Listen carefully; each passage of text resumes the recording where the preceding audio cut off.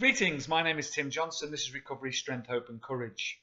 Let me apologise for the lighting and the fact I'm soaking wet, but I've just come back in and the extremes of weather that seems to be happening everywhere in the world, happening in Spain at the moment with torrential thunderstorms and flooding and God knows what else, which I got caught in on my little trip out today.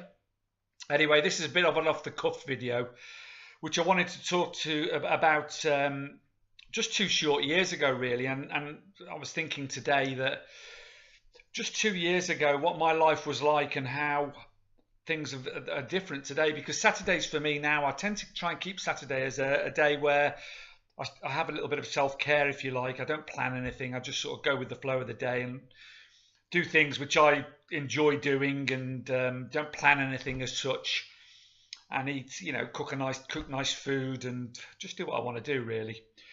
And I was thinking back to 2 years ago, and there's been some dark pits in my 35-40 years of addiction to opiates and alcohol where things have probably been even worse than they were 2 years ago, but it's fresher in the memory. And the fact I was in this apartment 2 years ago in that state is obviously easier for me to relate to, I suppose. But I look back at those times and I think, what's different now, and what was my day like then when I sort of woke up in the morning? And I'll just tell you what it was like, because I was thinking about it earlier. I tend not to cast my mind back to that, but sometimes it's good to remember how different your life is away from that shit, that addiction, that misery and that darkness and that Groundhog Day, if you like.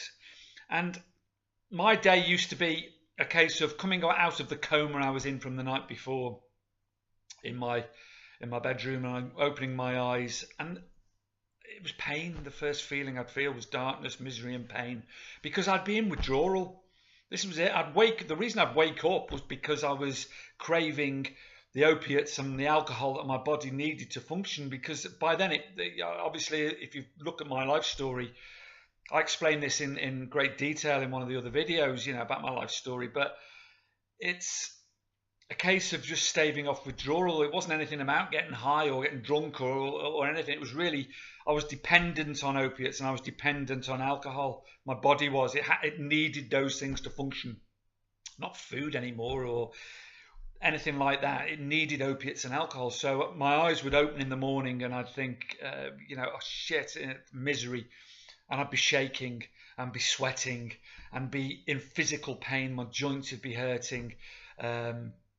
Vomiting, you name it, I would be feeling it. I'd be feeling all those effects of withdrawal. The sweat would be coming off me, a hot, cold, aches, pains, no energy. I really find it hard just to roll out of bed. Then the next thought that come in after that misery would be, have I got any money to go and get what I need to make me feel any better? Because the day before, I'd had the intention to have enough for that morning, but I'd used it all the night before, if you understand what I mean. So, I'd have gone out and got my drugs and alcohol thinking that was going to last me into the morning to get me through the next, out the next day to get some more, if you like. But obviously, that doesn't happen when you're in addiction. I'd used a lot. I was the obsession of getting hold of it. I'd used it all and gone out into a coma. So when I'd woken up, I had none. So did I have the money? 9 times out of 10, I'd probably have to borrow it or do whatever to get hold of it, or just get cheaper booze or cheaper whatever to get through. So having got the money, I'd then roll out of bed, no shower, no doing my teeth, no making of my bed, put on dirty clothes from the day before that stank, I stank, and sweat and all the rest of it, and then try and find the willpower, if you like, and energy to get down to the chemist and to the corner shop to get hold of the cheap alcohol, vodka or cheap wine if I didn't have enough money, and the tramadol or the opiates from the chemist to get me through that particular day, and then find the energy to get back up. 9 times out of 10, I'd have to stop on the way back up to drink, to get me up the hill. This is how bad it was, to get me up the hill, to get me back to the apartment. Or take pills and then sit down for half an hour while they took effect to get me back up the hill. That's how bad. Head down to the floor, looking, didn't notice about the weather or the what it was like. I never said hello to anybody, no people. You know, people used to obviously avoid me, and I never noticed the looks of probably pity and disgust that I got, because I was full of self-hatred and loathing, as you are, and hated myself. So the head was down to the floor. And take the pills, try and get up the hill. Probably hadn't bought any food. Probably thinking, you know, there's a bit of stuff to get me through the day. I'd just use, because I'd use all the money I had just on the alcohol and the drugs. You know, perhaps get some junk to eat along the way. Again, it's like I say, not speak to anyone, head down. Managed to get back to the apartments, and that would be the only time I went out during the 24 hours. Those 40 minutes to an hour of getting out to get what I needed and getting back was the only time I'd go out into any fresh air. And this is what it was like. It was like this for 2 years over here, probably. You know, this is what it was like. This is what my day was like, and it was just getting progressively worse and progressively worse. I'd come back, I'd still be vomiting, and then I'd get back onto my bed, you know, my smelly bed and my smelly clothes and the state of me, and start drinking and start taking the pills until I reached a state of normality, feeling normal.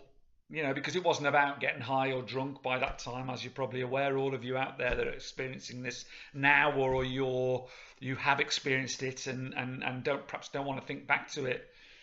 But it wasn't about that. It wasn't about it. I was chaos. This is what this video is about, the chaos of my life. It was just getting to that stage of normality again, and then lying there on my bed for the rest of the day, drinking and taking the drugs, perhaps eating a bit somewhere along the way of junk.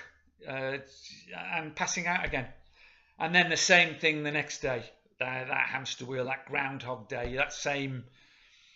And this is extreme addiction. You know, I'm not talking. You know that, and I'm sure a lot of you out there watching this are probably not reached that stage yet, or maybe you have, but you know, you will reach that stage if you're watching these videos or other videos like them, or you're worried. Eventually, you will reach that stage. Maybe not as extreme, I don't know, but you will reach that stage of misery where your life is just chaos and means nothing. You're just a shell. You're just an organism just going through the motions of survival, if you like. It's a living coma. It's a living death. That's what it is. And I look back at, you know, and today, and the reason I've made this video is because how different your life can be in 2 years. And all of you watching this can achieve this. If I can achieve it, you can definitely achieve it. You know, because I'm 58 years old. I was 58 last week, and I was 56 when I made this change to my life. And whatever stage of life you're at, for yourself, for your children, for your family, for your spouse, for your job, for your whatever it is, the reason, you know, you can change this. And I look back at my day today, and I'm up. You know, as soon as I open my eyes, energy just flows through me, and I wake up and I'm happy to be alive. You know, because let's face it, you know, like Keith Richards says, you know, I'm not just glad to be here, I'm glad to be anywhere. You know, and that's really true, because I'm just lucky to be alive, and I thank Christ for that every day, if you like, and I thank the universe for that every day. So I open my eyes and I've had this feeling of energy and gratitude that I'm here, and that my life is coming back to me, and things and people are coming back into my life, particularly my family, my wife and girls, as I've said in other videos. You know, that's the first thing I'm grateful for. You know, and I'm grateful for the whatever the weather is. I don't give a shit whether it's raining or sunny.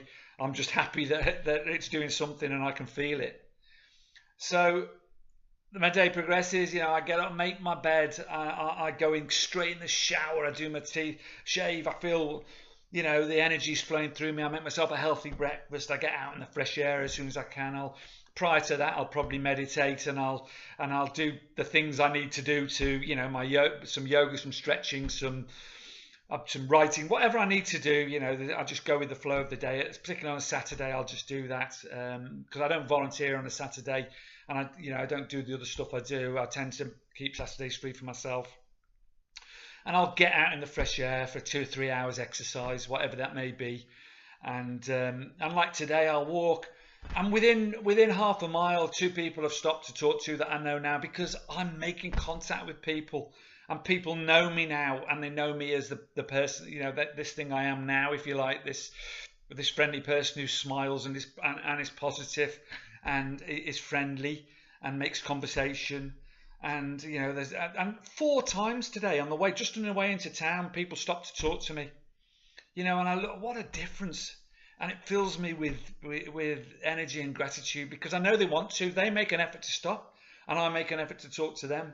And these are new friends and people who that I'm making relationships with, and new relationships with, and it's great. And I got soaked, and I was just happy to be alive, if you like, and I think the biggest difference is that and people say to me, and when people used to say to me, don't project in the future, because I used to think, I used to plan ahead, plan ahead, and I want to achieve and perfection all the time. This is going back years, this is the way I've always been, and never think about that moment, never enjoy the moments that I have, the moments that I'm alive, and and that planning made me very unhappy, and I could never achieve that perfection, those targets I set to myself, because life is what it is. Life happens around you. You just do the best you can, and this is the difference with me now. I just do the best I can every day, every moment of every day.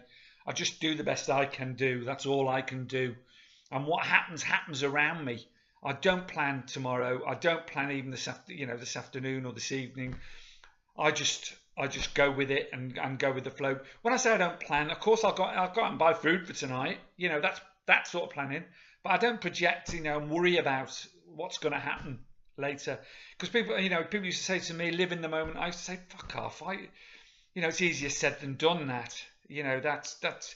But I tell you now, it will happen if you just let life happen around you, and you live sober. But if you go back and you take that drink or take that drug because you don't think that life is giving you enough, or you're not achieving enough, or you're not happy, if you go back and do that, you'll just be back in a living death again. And that's 1,000 times worse than perhaps not you, in your mind, not achieving the things that you think you deserve to achieve, or that you're not as happy as you deserve to be. Because what do you deserve to be? You just go with it. I just go with it and live each moment as it comes, and that's the big difference now. And I look back, I look at the rest of today, and I'll achieve things and do things, and that's 2 years. The difference between chaos 2 years ago, chaos, darkness, a living death and unhappiness, to contentment and inner peace. And maybe that doesn't suit everybody out there watching this. Maybe my life won't suit everybody, but it suits me, and that's all and the last video I made about this is me. I don't really care about how others, because I don't judge others now, and I don't take things personally. What I do, and I'm happy with myself, and that's another big, massive difference. This contentment within, this self-love, if you like, this feeling of being, I do what I do, and I do my best, and I try to be a good person, and I give as much as I can, and I show gratitude, and I do all the right things for my body, for my health, for my mind, and that's all I can do. And that has brought me this inner peace and contentment, and it will bring you the same things. There's no doubt about that in my mind. So keep going, never give up. Please never give up, even if you've gone back to it and all that shit, and you think, I'm never going to get out of this misery and this despair. You can, and you will, if you just never give up. And like I said in the last video, get knocked down 7 times, get up 8 times. It's best to die on your feet than live on your knees. All those sayings, you might think, oh, it's just sayings, but it's so true. And it's the way I live my life now. Carpe Diem. Seize each day, seize each moment, because each moment is so precious. For your kids, for your spouse, but most of all for you, for your own self-respect, for your own pride, for your own dignity, for your own love of yourself as a human being. Please do this. Think about how bad it was. Don't go back. And if you're there, come on. One day at a time. Yeah, it is one day at a time. It's one moment at a time, but it can be done. Just hold on. Each moment gets better and better and better. Much love to you. Thanks for watching. Bye bye.